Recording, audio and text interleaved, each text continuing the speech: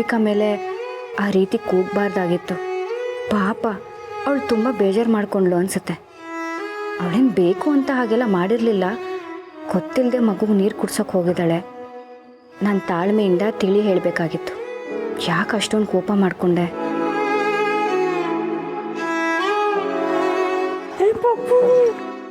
ಏನು ಮಾಡ್ತಿದ್ಯಾ? ಹಾಲ್ ಕುಡಿತಿದ್ಯಾ? ಹಸು ಆಯ್ತಾ ನಿನಗೆ? ನೋಡು ನಾನು ನಿನ್ಗೆ ಏನು ತಂದಿದ್ದೀನಿ. ಪುಣ್ಯ ಏನಾಯ್ತು ನಿನಗೆ? ಯಾಕೆ ಹೀಗೆ ಕೂತಿದ್ಯಾ? ಅದು ನಾನಿವತ್ತು ದೀಪಿಕಂಗೆ ಬೈದ್ಬಿಟ್ಟೆ ರೀ. ಮಗುಗೆ ಬಿಕ್ಲಿಕ್ಕೆ ಬರ್ತಿದೆ ಅಂತ ನೀರು ಕುಡ್ಸೋಕೆ ಹೋಗಿದ್ಲು. ನಾನು ಅದಕ್ಕೆ ಹೋಗಿ ಮಗುಗೆ ನೀರು ಕೊಡಬಾರ್ದು ಅಂತ ಬೈದ್ಬಿಟ್ಟೆ. ಆದರೆ ಈಗ ಅನ್ನಿಸ್ತಿದೆ ನಾನು ಅವಳಿಗೆ ಬೈಬಾರ್ದಿತ್ತು ಅಂತ. ಮಗು ಮೇಲಿರೋ ಕಾಳಜಿಗೋಸ್ಕರ ಅವಳು ಹಾಗೆ ಮಾಡಿದ್ರು. ಮಗುಗೆ ನೀರು ಕೊಡಬಾರ್ದು ಅಂತ ಅವಳಿಗೆ ಹೇಗೆ ಗೊತ್ತಿರುತ್ತೆ ಅಲ್ವಾ? ಅದಕ್ಕೆ ನೀನು ಈಗ ಬೇಜಾರು ಮಾಡ್ಕೊಂಡಿದ್ಯಾ? ಹಾಗಲ್ಲ ರೀ, ಅವಳಿಗೂ ಬೇಜಾರಾಗಿರುತ್ತಲ್ವಾ.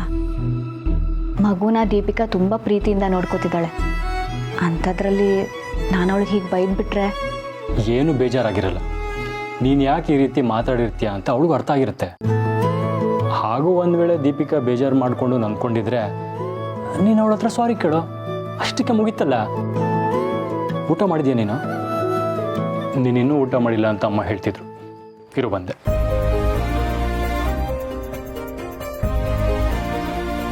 ನೀನು ಹುಟ್ಟಿದ ಮೇಲೆ ಮಾತ್ರ ಅಲ್ಲ, ನೀನು ಅಮ್ಮನ ಹೊಟ್ಟೆಲಿ ಇದ್ದಾಗಿಂದನೂ ನನಗೆಲ್ಲ ಒಳ್ಳೆಯದೇ ಆಗ್ತಿದೆ. ಅಪ್ಪ ಅಮ್ಮನ ಪ್ರೀತಿ ಸಿಕ್ತು, ಈಗ ತಂಗಿ ಪ್ರೀತಿನೂ ಸಿಗ್ತಾ ಇದೆ. ಅವಳ ಮನಸ್ಸಲ್ಲಿ ಪ್ರೀತಿ ಇದ್ದರೂ ಅವಳು ಹೇಳ್ಕೊತಿಲ್ಲ ಅಷ್ಟೆ. ಆದಷ್ಟು ಬೇಗ ಅವಳು ನನ್ನ ಜೊತೆ ಪ್ರೀತಿಯಿಂದ ಮಾತಾಡ್ತಾಳೆ ಅಲ್ವಾ? ಮನಸ್ಸಲ್ಲಿರೋ ಪ್ರೀತಿನ ಬಾಯಿ ಬಿಟ್ಟು ಹೇಳ್ಕೊತಾಳೆ ಅಲ್ವಾ? ಇದೇನಿದು, ಊಟಕ್ಕೆ ನಾನೇ ಬರ್ತಿದ್ದೆ ಅಲ್ವಾ? ಏನು ಪರವಾಗಿಲ್ಲ. ನಿನ್ನ ಮಗುನ ನೋಡ್ಕೊಳ್ಳೋವಾಗ ಯಾಕೆ ಓಡಾಡ್ತೀಯ? ನೀನು ಮಗುನ ನೋಡ್ಕೊ, ನಾನು ನಿನ್ಗೆ ಊಟ ಮಾಡಿಸ್ತೀನಿ. ನನಗೆ ಊಟ ಮಾಡಿಸ್ತೀರಾ? ನಾನೇನು ಪುಟ್ಟ ಮಗುನ ಊಟ ಮಾಡಿಸೋದಕ್ಕೆ? ನಮ್ಗೆ ಅನ್ನ ಕೊಡೋ ದೇವ್ರಿಗೆ ನಾವು ನೈವೇದ್ಯ ಇಡ್ತೇವೆ. ದೇವ್ರ ಹಸುವನ್ನು ನೀಗ್ಸೋಕ್ಕಾಗಲ್ಲ ಅಂತ ಗೊತ್ತಿದ್ರು ನಾವು ನೈವೇದ್ಯ ಇಡೋದು ನಮ್ಮ ಸಮಾಧಾನಕ್ಕೆ. ಮಗುನ ನೋಡ್ಕೊಡೋ ತಾಯಿ ಕೂಡ ದೇವ್ರ ಸಮ. ಅಂಥದ್ರಲ್ಲಿ ತಾಯಿಗೆ ಎಷ್ಟು ಸೇವೆ ಮಾಡಿದ್ರೂ ಅದು ಕಮ್ಮಿನೇ. ನಮ್ಮ ಸಮಾಧಾನಕ್ಕೆ ಅಂತ ನಮ್ಮ ಕೈಲಾದಷ್ಟು ಸೇವೆ ಮಾಡಬೇಕು. ನಿನ್ನ ಮಗುನ ನೋಡ್ಕೊ, ನಾನು ನಿನ್ನ ನೋಡ್ಕೋತೇನೆ. ಎಲ್ಲಿ ಆ ಮಾಡು.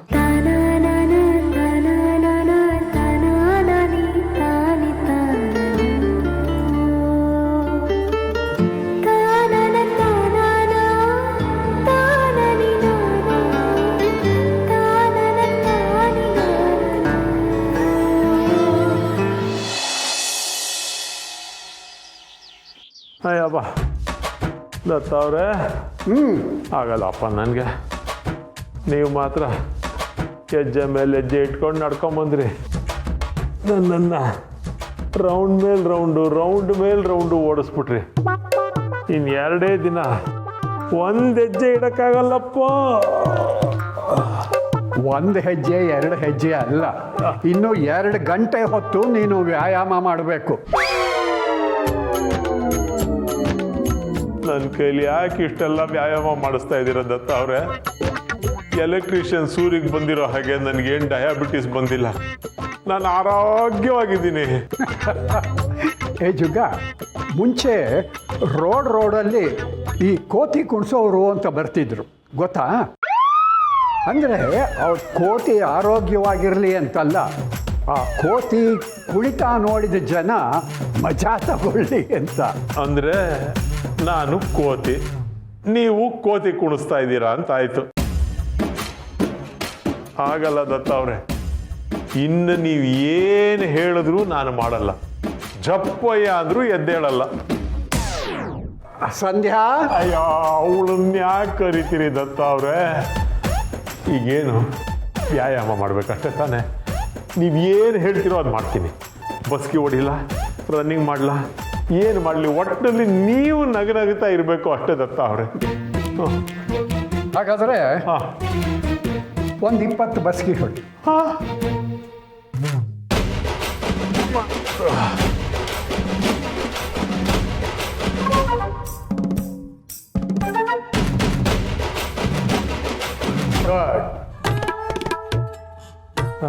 ಈಗ ಶವಾಸನ. ನನ್ನ ಪರಿಸ್ಥಿತಿ ಸದ್ಯಕ್ಕೆ ಅದೇ ಆಗಿದೆ.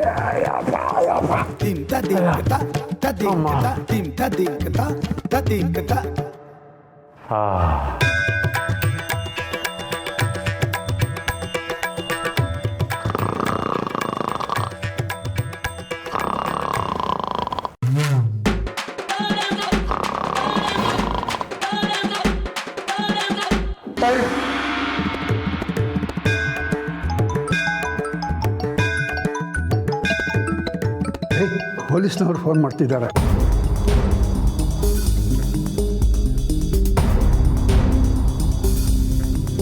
ಹೇಳಿ ಇನ್ಸ್ಪೆಕ್ಟರ್. ತುಂಬ ಥ್ಯಾಂಕ್ಸ್ ದತ್ತ ಅವರೇ. ನೀವು ಕೊಟ್ಟಿರೋ ಮಾಹಿತಿಯಿಂದ ನಾವು ರೌಡಿ ತಂದೆ ನೋಡ್ಕೋ ವ್ಯವಸ್ಥೆ ಮಾಡಿದ್ದೀವಿ. ತಂದೆ ಜೊತೆಗೆ ಮಗನು ಸಿಗ್ತಾನೆ. ಅವರಿಬ್ರು ಸಿಕ್ತಿದ್ದ ಹಾಗೇನೆ ನಾನು ನಿಮಗೆ ಇನ್ಫಾರ್ಮ್ ಮಾಡ್ತೀನಿ. ಅಷ್ಟು ಮಾಡಿ ಇನ್ಸ್ಪೆಕ್ಟ್ರೆ, ನಿಮ್ಮ ಫೋನ್ಗೋಸ್ಕರ ಕಾಯ್ತಾ ಇರ್ತೀನಿ. Thank you so much. ಏನು ದತ್ತವ್ರೆ, ರೌಡಿನ ಅವ್ರ ಅಪ್ಪನ ಹುಡುಕ್ತಾರಂತ ಅಷ್ಟಾದ್ರೂ ಸಾಕಲ್ಲ. ಆ ಶಾರ್ವರಿಗಿದೆ ಮಾರಿ ಹಬ್ಬ.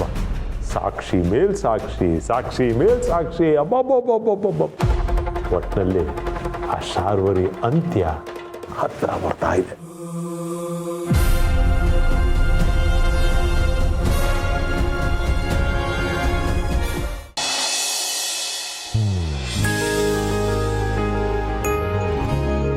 ದೀಪಿಕಾ ಏನಿದೆಲ್ಲ?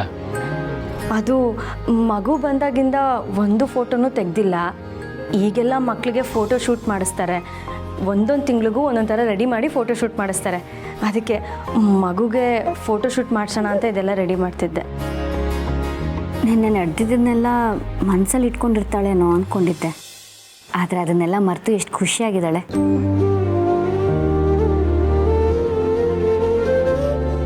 ಏನು ಅಮ್ಮ ಅವ್ರ ತಂಗಿನ ಹಾಗೆ ನೋಡ್ತಿದ್ದೀರಾ? ಅವಳ ಮನಸ್ಸು ಮಗು ಹಾಗೆ. ನಿನ್ನೆ ಏನೇ ನಡೆದಿದ್ರು ಅದು ಯಾವುದನ್ನು ಮನಸ್ಸಲ್ಲಿ ಇಟ್ಕೊಳ್ದೆ ಎಷ್ಟು ಖುಷಿಯಾಗಿದ್ದಾಳೆ ನೋಡಿ. ಅವಳು ನನ್ನ ತಂಗಿ ಅಲ್ವಾ, ಅದಕ್ಕೆ ಹೀಗೆ. ಅದು ನನ್ನ ಕೇಳಿದೆ ಮಗು ಫೋಟೋ ತೆಗಿಯೋಕ್ಕೆ ಅಂತ.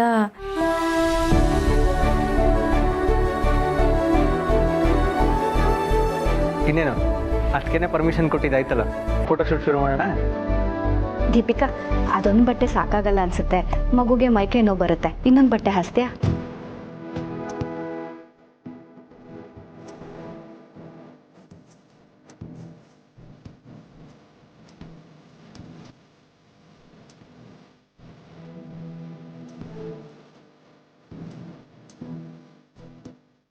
ಮಗುಗೆ ಮೇಕಪ್ ಅಂತ ಎಲ್ಲ ಏನು ಬೇಡ.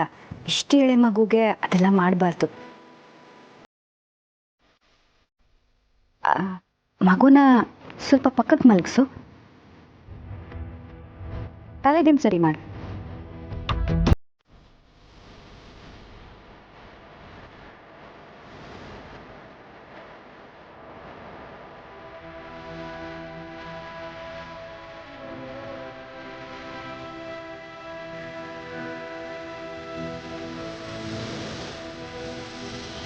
ಬೇಡ,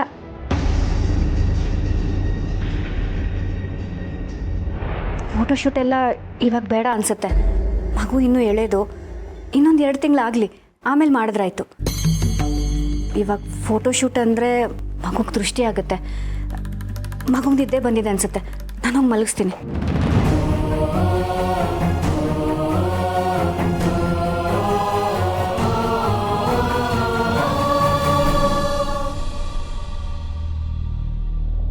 ಅವಳು ಹೇಳೋದು ಸರಿಯಾಗೇ ಇತ್ತು. ಇಷ್ಟಪಟ್ಟು ಪಾಪುಗೆ ಫೋಟೋ ಶೂಟ್ ಅನ್ನೋ ನೆಪದಲ್ಲಿ ಹಿಂಸೆ ಕೊಡೋದು ಸರಿಯಲ್ಲ. ಮಗುಗೆ ಆಯಾಸ ಆಗ್ಬೋದು, ದೃಷ್ಟಿನೂ ಆಗ್ಬೋದು. ಇನ್ನು ಸ್ವಲ್ಪ ದಿನ ಹೋಗಲಿ, ಆಮೇಲೆ ಫೋಟೋ ಶೂಟ್ ಮಾಡಿದ್ರೆ ಆಯಿತು.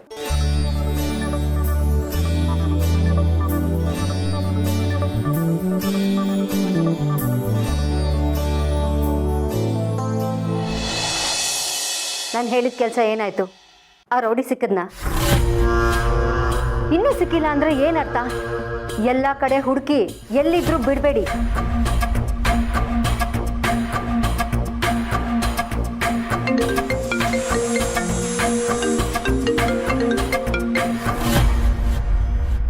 ಮೇಡಮ್ನವರೇ, ಒಂದು ಮುಖ್ಯವಾದ ವಿಚಾರ ನಿಮ್ಮ ಹತ್ರ ಮಾತಾಡಬೇಕಾಗಿತ್ತು, ಅದಕ್ಕೆ ಫೋನ್ ಮಾಡಿದೆ. ಏನದು? ದತ್ತನಿಗೆ ಆ ರೌಡಿ ಬಗ್ಗೆ ಇನ್ಫಾರ್ಮೇಶನ್ ಸಿಕ್ಕಿದೆಯಂತೆ. ದತ್ತಂಗ್ ಪರಿಚಯ ಇರೋರ ಜೊತೆನೆ ಆ ರೌಡಿ ಇದಾನಂತೆ. ಅಲ್ಲಿಗೆ ಪೊಲೀಸನ್ನ ಕರ್ಕೊಂಡು ಹೋಗ್ಬೇಕು ಅಂತ ದತ್ತ ಪ್ಲಾನ್ ಮಾಡ್ತಾ ಇದ್ದಾನೆ. ಅಂದ್ರೆ ಅವನೇನಾದ್ರೂ ಅವ್ರ ಅಪ್ಪನ ಮನೆಗೆ ಹೋಗಿದ್ದಾನ?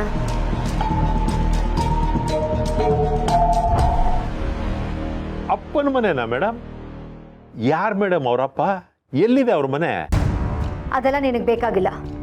ನೀನ್ ನನಗೆ ಇನ್ಫಾರ್ಮೇಶನ್ ಕೊಡ್ಬೇಕೇ ಹೊರತು ನನ್ನೇ ಪ್ರಶ್ನೆ ಮಾಡೋ ಹಾಗಿಲ್ಲ. ಅಯ್ಯ ಮೇಡಮ್, ಸುಮ್ಮನೆ ಬಾಯಿ ಮಾತು ಕೇಳದ್ನಪ್ಪ. ಅಲ್ಲ, ನಾನೇನು ಪತ್ತೆದಾರಿಕೆ ಮಾಡ್ತಾ ಇದ್ದೀನಾ? ಮೇಡಮ್ನವರೇ, ಈ ಡಾಕ್ಟರ್ ಹತ್ರ ಲಾಯರ್ ಹತ್ರ ಸುಳ್ಳು ಹೇಳಬಾರ್ದು ಅಂತಾರೆ. ಹಾಗೆ ನೀವು ನನ್ನ ಹತ್ರನೂ ಯಾವ ವಿಚಾರನೂ ಮುಚ್ಚಿಡಬಾರ್ದು. ನನಗೆ ಸತ್ಯ ಗೊತ್ತಿದ್ರೆ ಸಮಯಕ್ಕೆ ತಕ್ಕ ಹಾಗೆ ಇಲ್ಲಿ ಹೇಗೆ ಮ್ಯಾನೇಜ್ ಮಾಡ್ಬೋದು ಅನ್ನೋದ್ರ ಬಗ್ಗೆ ನಾನು ಯೋಚನೆ ಮಾಡ್ತೀನಿ. ಏನ್ ಹೇಳ್ತಿದ್ಯಾ ನೀನು? ಅದ್ಯಾರೋ ಅಪ್ಪ ಅಂತ ಹೇಳಿದ್ರಲ್ಲ, ಅವನು ಯಾರು, ಎಲ್ಲಿದ್ದಾನೆ ಅನ್ನೋದು ನನಗೆ ಗೊತ್ತಿತ್ತು. ಅಕಸ್ಮಾತ್ ದತ್ತ ಅಲ್ಲಿಗೆ ಹೋಗ್ತಿದ್ದಾನೆ ಅನ್ನೋ ವಿಚಾರ ನನಗೆ ಗೊತ್ತಾದ್ರೆ ದತ್ತನ ದಿಕ್ ತಪ್ಪಿಸೋ ಪ್ರಯತ್ನ ಮಾಡ್ತೀನಿ. ಮೇಡಮ್, ಆ ಅಪ್ಪ ಅನ್ನೋರು ಯಾರು ಮೇಡಮ್? ಬೇಡ ಬಿಡಿ ಮೇಡಮ್, ನಿಮಗೆ ಹೇಳಕ್ ಇಷ್ಟ ಇದ್ರೆ ಹೇಳಿ, ಇಲ್ಲದೆ ಆದ್ರೆ ಬಿಟ್ಬಿಡಿ. ಅಕಸ್ಮಾತ್ ನಾಳೆ ಏನಾದರೂ ದತ್ತ ಅಲ್ಲಿಗೆ ಹೋದ್ರೆ ಹುಡುಕೊಂಡು, ಆಗ ನಾನು ಏನೂ ಮಾಡೋಕ್ಕಾಗಲ್ಲ. ಇಲ್ಲ, ದತ್ತ ಯಾವುದೇ ಕಾರಣಕ್ಕೂ ಅಲ್ಲಿಗೆ ಹೋಗ್ಬಾರ್ದು. ಆ ಲಾರಿ ಡ್ರೈವರ್ ರೌಡಿ ಸೀನಪ್ಪನ ಮನೆಗೆ ದತ್ತ ಹೋದ್ರೆ ನಮಗೆ ಕಷ್ಟ ಆಗುತ್ತೆ. ಈಗ ತಪ್ಪಿಸ್ಕೊಂಡಿರೋ ರೌಡಿ ಅವನ ಮಗನೇ. ಕೋಣನ್ಕೊಂಡೆ ರೈಲ್ವೆ ಬ್ರಿಡ್ಜ್ ಹಿಂಭಾಗ ಸ್ಲಮ್ ಇದೆಯಲ್ಲ, ಅಲ್ಲಿಗೆ ದತ್ತ ಹೋಗ್ಬಾರ್ದು. ಅಪ್ಪಿ ತಪ್ಪಿನೂ ದತ್ತ ಆ ಕಡೆ ಹೋಗದೆ ಇರೋ ಹಾಗೆ ನೋಡ್ಕೊ. ಮೇಡಮ್, ಇಷ್ಟು ಹೇಳಿದ್ರಲ್ಲ, ಸಾಕ್ಬಿಡಿ. ಇನ್ನು ದತ್ತ ಅಲ್ಲ, ಅವ್ರ ನೆರಳು ಆ ಕಡೆ ಹೋಗದೆ ಇರೋ ಹಂಗೆ ನಾನು ನೋಡ್ಕೋತೀನಿ. ಮೇಡಮ್, ನೀವು ನನ್ನ ಅಕೌಂಟಿಗೆ ಸ್ವಲ್ಪ ದುಡ್ಡು ಹಾಕಿದ್ದಿದ್ರೆ ಚೆನ್ನಾಗಿರೋದು. ಸದ್ಯಕ್ಕೆ ಅದ್ರ ಬಗ್ಗೆ ಚಿಂತೆ ಬಿಡು, ನಾನು ನಿನಗೆ ಕಳಿಸ್ಕೊಡ್ತೀನಿ. ಮೊದಲು ನಾನು ಹೇಳಿದ ಕೆಲಸನ ಮಾಡು.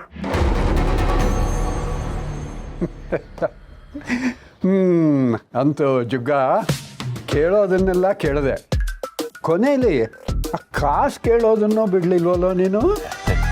ದತ್ತ ಮಹಾಪ್ರಭುಗಳೇ, ಇದ್ದಕ್ಕಿದ್ದ ಹಾಗೆ ಮಾತೆಲ್ಲ ಮುಗಿದ ಮೇಲೆ ದುಡ್ಡು ಕೇಳದೆ ಹೋದ್ರೆ ಶಾರ್ವರಿಗೆ ಅನುಮಾನ ಬರುತ್ತಲ್ವಾ, ಅದಕ್ಕೆ ಕೇಳ. ಬೇಷ್ ಬೇಷ್ ಬೇಷ್. ಅಂತೂ ಒಂದೊಂದು ಸಲ ನನ್ನ ತಲೆ ಥರಾನೇ ನಿನ್ನ ತಲೆನೂ ವರ್ಕ್ ಮಾಡತ್ತೆ. ನಿಮ್ಮ ಜೊತೆ ಇದ್ದ ಮೇಲೆ ಇಷ್ಟು ದೊಡ್ಡ ತಲೆ ವರ್ಕ್ ಮಾಡದೇ ಇದ್ರೆ ಏನು ಪ್ರಯೋಜನ ದತ್ತ ಅವರೇ? ನೋಡಿ, ಈಗ ಆ ರೌಡಿ ಯಾರು, ರೌಡಿ ಅಪ್ಪ ಯಾರು, ಅವ್ರು ಎಲ್ಲಿದ್ದಾರೆ, ಎಲ್ಲ ವಿಚಾರ ಗೊತ್ತಾಯ್ತಲ್ಲ. ಇನ್ನು ತಡ ಮಾಡ್ತಾ ಕೂರೋದ್ರಲ್ಲಿ ಅರ್ಥನೇ ಇಲ್ಲ. ತಕ್ಷಣ ಹೊರಟ್ಕೊಳ್ಳೋಣ, ನಡೀಲಿ.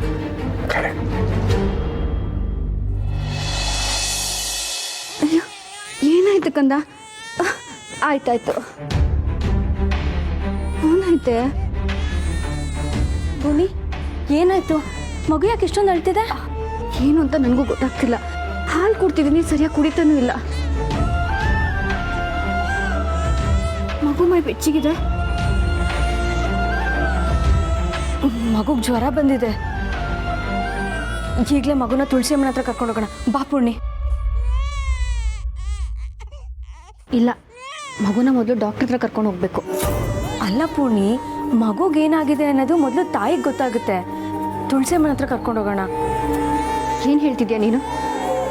ಮಗುವಿನ ತಾಯಿ ನಾನು. ಮಗುಗೇನು ಬೇಕು ಏನು ಬೇಡ ಅಂತ ನಾನು ಡಿಸೈಡ್ ಮಾಡ್ತೀನಿ. ಮಗುಗೆ ಜ್ವರ ಬಂದಿದೆ ಅಂದಮೇಲೆ ಡಾಕ್ಟರ್ ಹತ್ರ ತಾನೇ ಕರ್ಕೊಂಡು ಹೋಗಬೇಕು. ಮಗುನ ಹೇಗೆ ನೋಡ್ಕೋಬೇಕು ಅನ್ನೋದು ನನಗೆ ಚೆನ್ನಾಗಿ ಗೊತ್ತು. ಸುಮ್ಮನೆ ನೀನು ಇದ್ರಲ್ಲಿ ತಲೆ ಹಾಕ್ಬೇಡ.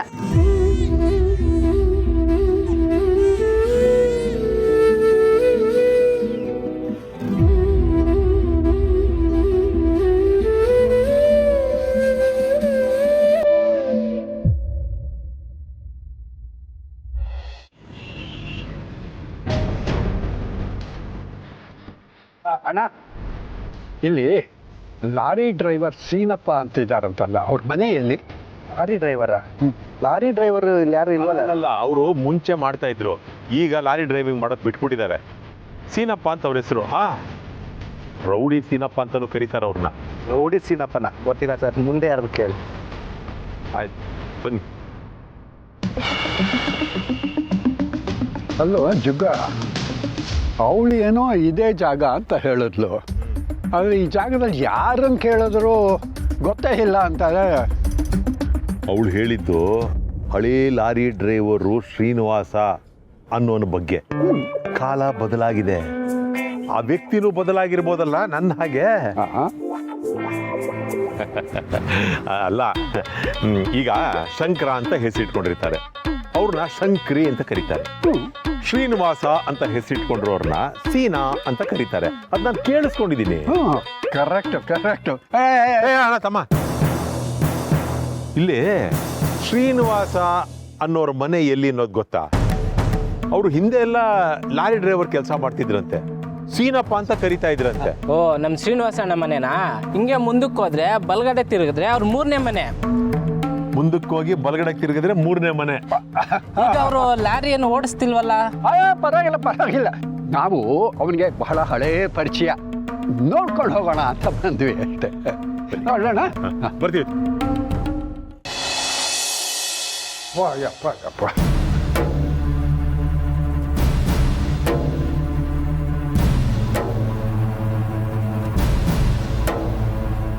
ನಮಸ್ಕಾರ. ಅಣ್ಣ, ಇಲ್ಲಿ ಶ್ರೀನಿವಾಸ್ ಅಂತ ಅವ್ರ ಮನೆಯಲ್ಲಿ. ಅದೇ ಸರ್.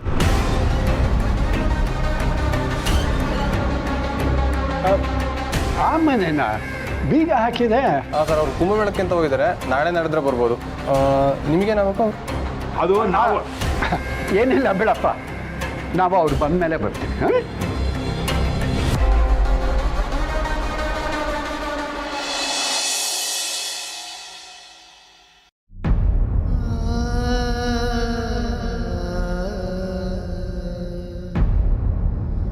ಅಮ್ಮ, ಮಗುಗೆ ಯಾಕೋ ತುಂಬ ಜ್ವರ ಬಂದಿದೆ, ನೀವು ಬನ್ನಿ.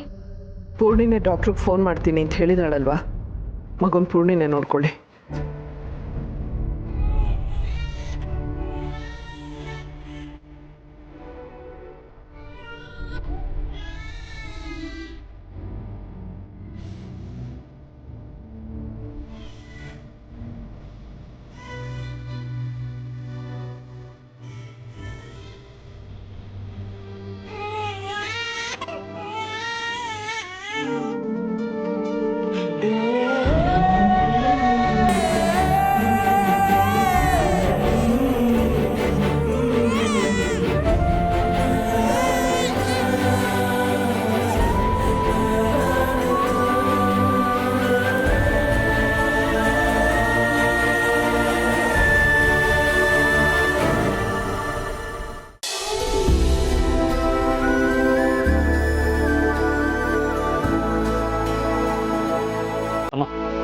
ಮಗು ಹುಷಾರಿಲ್ಲ ಅಂತ ಪೂರ್ಣಿ ಫೋನ್ ಮಾಡಿದ್ಲು, ಅದಕ್ಕೆ ಡಾಕ್ಟರ್ ಕರ್ಕೊಬಂದೆ.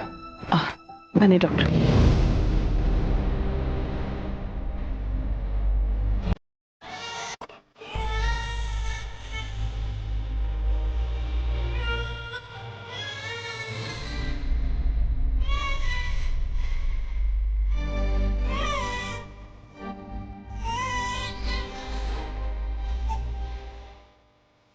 ಮಗುಗೆ ಹೈ ಫೀವರ್ ಬಂದಿದೆ.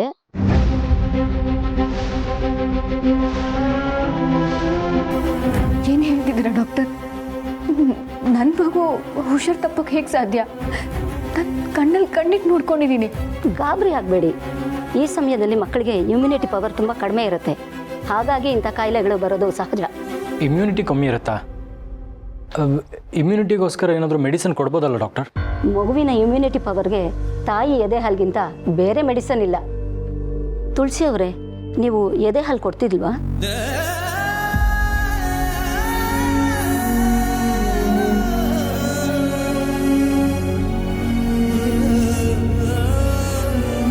ಅದು ಅಮ್ಮ ಆಗೊಮ್ಮೆ ಈಗೊಮ್ಮೆ ಕೊಡ್ತಾರೆ, ಮಿಕ್ಕ ಟೈಮಲ್ಲೆಲ್ಲ ಫಾರ್ಮುಲಾ ಮಿಲ್ಕೆ ಕೊಡ್ತೀವಿ. ತಪ್ಪು ಮಾಡ್ತಾ ಇದ್ದೀರಾ ನೀವು ತುಳಸಿ ಅವರೇ. ಕೆಲವೊಂದು ಸಂದರ್ಭದಲ್ಲಿ ಮಾತ್ರನೇ ತಾಯಿಗೆ ಎದೆ ಹಾಲು ಬರೋದಿಲ್ಲ, ಹಾಗಿದ್ದಾಗ ಮಾತ್ರ ಮಗುಗೆ ಫಾರ್ಮಲ್ ಮಿಲ್ಕ್ ಕೊಡೋದಕ್ಕೆ ಹೇಳ್ತೀವಿ ನಾವು.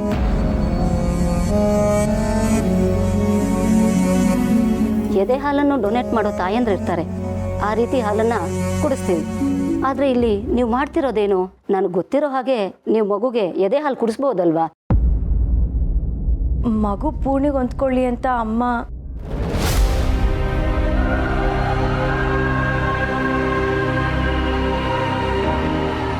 ಮಗುಗೆ ಸುಮಾರು 2 ವರ್ಷ ಆಗೋ ತನಕ ತಾಯಿ ಎದೆ ಹಾಲಿಗಿಂತ ಒಳ್ಳೆಯ ಆಹಾರ ಇನ್ಯಾವುದೂ ಇರಲ್ಲ.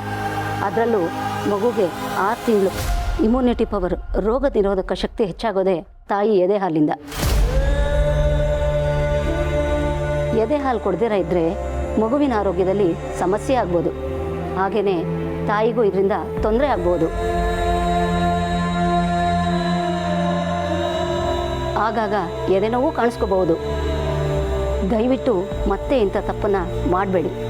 ಮಗುಗೆ ಟೈಮ್ ಟು ಟೈಮ್ ಎದೆ ಹಾಲು ಕೊಡಿ. ನಾನೀಗ ಡ್ರಾಪ್ಸ್ ಬರೆದು ಕೊಡ್ತೀನಿ, ಅದನ್ನು ಮಗುಗೆ ಹಾಕಿ. ನಾಳೆನೂ ಜ್ವರ ಕಡಿಮೆ ಆಗದೆ ಇದ್ದರೆ ಬೇರೆ ಟ್ರೀಟ್ಮೆಂಟ್ ಕೊಡ್ತೀನಿ.